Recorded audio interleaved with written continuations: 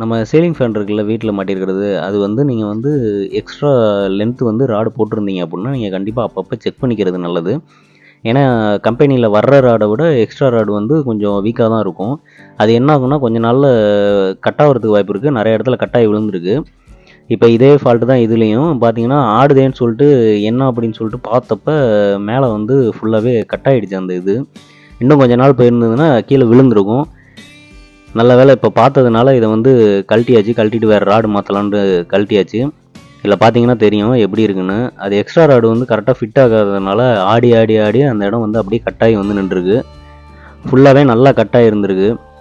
வெளியில் எடுக்க முடியாமல் இதை வந்து நெம்பி விட்டு தான் எடுத்தோம். இப்போ பார்த்தீங்கன்னா தெரியுது பாருங்கள் எந்த அளவுக்கு கட்டாகி அப்படியே போல்ட் வந்து சைடில் வந்து அந்த காடிக்கிட்ட வந்துருச்சு. போல்ட்டே வந்து எந்த அளவுக்கு பாருங்கள் அறுத்து எடுத்துருக்கு கட்டாயிருக்குன்னு. அதுவும் இல்லாமல் இந்த ஃபேனோட சாஃப்ட்டையும் சேர்த்து பாருங்கள்